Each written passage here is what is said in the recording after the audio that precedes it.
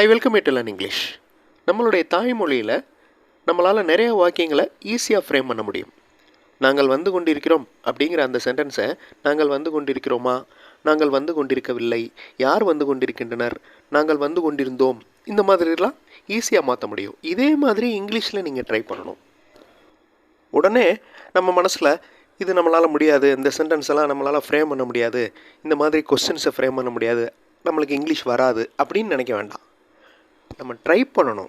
Try பண்ணால் தான் sentence ஃபார்மேஷனில், அதாவது சென்டென்ஸை உருவாக்குறப்ப என்ன மிஸ்டேக் வருது நம்மளுக்கு, இல்லை சென்டென்ஸை முழுமையாக முடிக்க முடியலையா, இதெல்லாம் ட்ரை பண்ணால் தான் தெரிய வரும். So you must try. கண்டிப்பாக ட்ரை பண்ணுங்கள். கண்டிப்பாக உங்களால் முடியும். யூ ஆர் த வின்னர் அப்படின்னு ஒரு சென்டென்ஸ் எடுத்துக்கிடுவோம். இந்த சென்டென்ஸை வச்சு நீங்கள் வின்னரா, நீங்கள் ஒரு வின்னர், நான் வெற்றியாளரா, யார் வெற்றியாளர், இந்த மாதிரி கேள்விகளை ஃப்ரேம் பண்ண போகிறோம். ஒரு மாடல் பார்த்துட்டிங்கனாலே உங்களால் ஈஸியாக அடுத்தடுத்த எக்ஸசைசஸ் செய்ய முடியும். You are the winner. Are அப்படின்னு நான் கொடுத்துருக்கேன். அந்த ஆர் அப்படிங்கிற வார்த்தையில் அந்த கேள்வி ஆரம்பிக்கணும். Are you the winner? Okay, are you the winner? நீங்கள் வெற்றியாளரா? வெற்றியாளரா அப்படிங்கிறதுக்கு பதிலாக மாணவனா கேட்கலாமா? நீங்கள் மாணவரா? Are you the student? Okay, இந்த மாதிரி சேஞ்ச் பண்ணி நீங்கள் ப்ராக்டிஸ் பண்ணணும். அடுத்து த அப்படின்னு ஆரம்பிக்கிற sentence. The winner is you. வெற்றியாளர் நீங்கள். நான் வெற்றியாளரா? நான் தான் வின் பண்ணேனா? ஆம் ஐ த வின்னர்? ஓகே, ஆம் அப்படிங்கிற வார்த்தையில் ஆரம்பிக்கிற question. Who is the winner? யார் வெற்றியாளர்? ஸோ ஒரு சென்டென்ஸை வேறு வேறு வகைகளில் நம்ம எழுதுகிறோம். அதாவது கொஸ்டினாகவும் நார்மல் சென்டென்ஸாகவும் எழுதுகிறோம். ட்ரை பண்ணுங்கள். கண்டிப்பாக உங்களால் முடியும். I welcome you to the channel சென்டாக்ஸ். உங்களுடைய ஸ்போக்கன் இங்கிலீஷ் ஸ்கில் டெவலப் பண்ணுறதுக்கு வீடியோஸ் அப்லோட் பண்ணிட்டு வரேன். ப்ராக்டிஸ் பண்ணிகிட்டே இருங்க. ஷியோராக உங்களால் முடியும். இப்போ a computer has so many features. இது ஒரு சென்டென்ஸ். இந்த சென்டென்ஸை வச்சு நீங்கள் விச் அப்படின்ற வார்த்தையில் ஆரம்பிக்கிற ஒரு கொஸ்டின், டஸ் அப்படின்ற வார்த்தையில் ஆரம்பிக்கிற ஒரு கொஸ்டின், டஸ் நாட் யூஸ் பண்ணி ஒரு சென்டென்ஸ், ப்ளூரல் யூஸ் பண்ணி ஒரு சென்டென்ஸ். ஸோ இதை நீங்கள் ட்ரை பண்ணுங்கள். மிஸ்டேக்ஸ் இருந்தாலும் பரவாயில்ல, ட்ரை பண்ணுங்கள். ஆன்சர்ஸ் பார்த்து நம்ம திருத்திக்கலாம். வீடியோ பாஸ் பண்ணிவிட்டு ஆன்சர் கண்டுபிடிங்க. ஆன்சர் ஃபியூ செகண்ட்ஸில் டிஸ்பிளே ஆகும். Which has so many features? எது நிறைய சிறப்பம்சங்களை கொண்டுள்ளது? Which has so many features? A computer has so many features. Does A computer have so many features? ஒரு கணினி சிறப்பம்சங்களை கொண்டிருக்கிறதா? ஏ கம்ப்யூட்டர் ஒருமை இருக்கிறதுனால டஸ் யூஸ் பண்ணுறோம். அதே மாதிரி மேலே இருக்கிற கொஸ்டினில் ஒருமை இருக்கிறதுனால ஹேஸ் யூஸ் பண்ணுறோம். அடுத்து negative. A computer does not have so many features. நிறைய ஃபீச்சர்ஸை, நிறைய சிறப்பம்சங்களை கொண்டிருக்கவில்லை. A computer does not have. அடுத்து ப்ளூரல். கம்ப்யூட்டர்ஸ். ஸோ சிங்குலர் வந்தால் ஹேஸ், ப்ளூரல் வந்தால் have. Computers have so many features. Let, are, where இதில் ஆரம்பிக்கிற வாக்கியங்கள் situational based English sentences.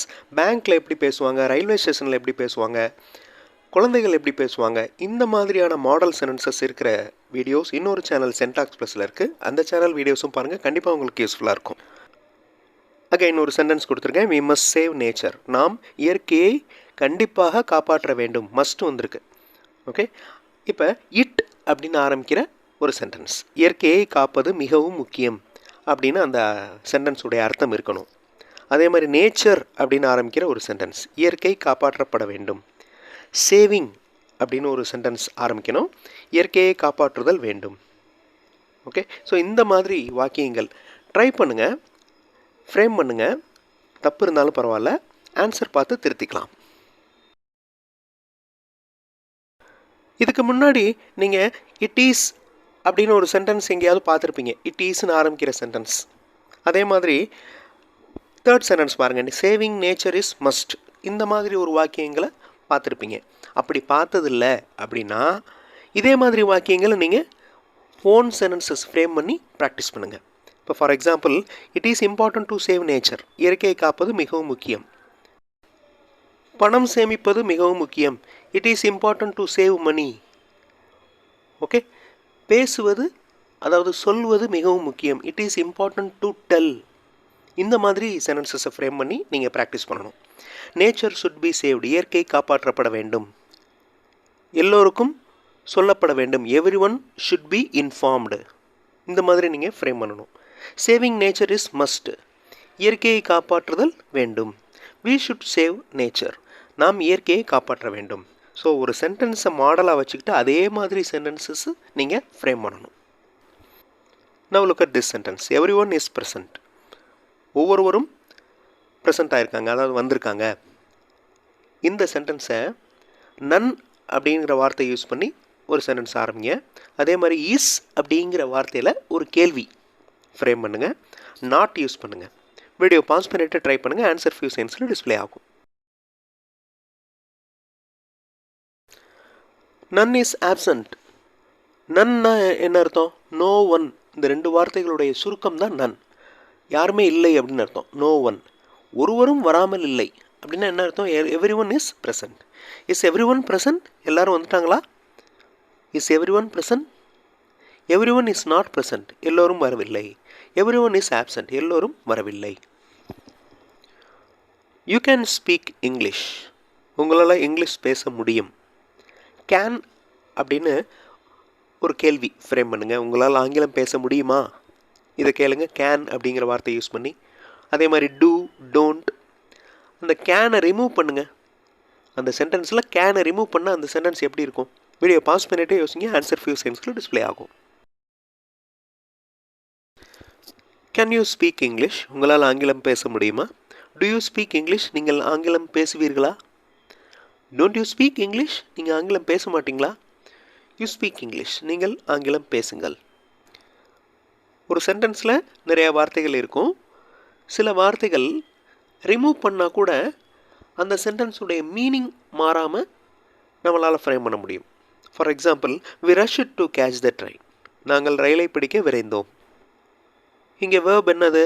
Rush. அந்த ரஷ்ங்கிற வார்த்தையை எடுத்துகிட்டு இதே அர்த்தத்தில் இருக்கிற வேறு வேறு சென்டென்சஸ் உங்களால் சொல்ல முடியுமா? யோசிங்க.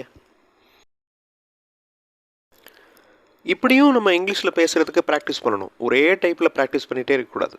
ஸோ ஒரு சென்டென்ஸ் எடுத்துக்கிறணும். அந்த சென்டென்ஸுடைய மீனிங் மாறாமல் அதே அர்த்தத்தில் இருக்கிற மாதிரியே வேறு வேறு சென்டென்சஸ் சொல்லணும். We hurry to catch the train. ரஷ்ஷுக்கு பதிலாக ஹரி யூஸ் பண்ணுறோம். We ran to catch the train. Okay, நாங்கள் ட்ரெயினை பிடிக்க ஓடினோம். We hasten to catch the train. Hasten, அந்த டி வந்து சைலண்ட். வி ஹேசன்னா விரைந்தோம் அப்படின்னு அர்த்தம். We hasten to catch the train. So ஒரே மீனிங் வேறு வேறு வாக்கியங்கள். ஸோ இந்த மாதிரி நம்ம ட்ரை பண்ணுறப்ப உங்களுடைய ஸ்போக்கன் இங்கிலீஷ் ஸ்கில் நல்லா டெவலப் ஆகும். ஒரு இன்ட்ரெஸ்டிங்கான எக்ஸசைஸ் இந்த வீடியோவில் பார்த்தோம். அடுத்த வீடியோவில் இன்னொரு இன்ட்ரெஸ்டிங்கான எக்ஸசைஸோடு பார்க்கலாம். தேங்க்ஸ் ஃபார் வாட்சிங் and thanks for your valuable comments.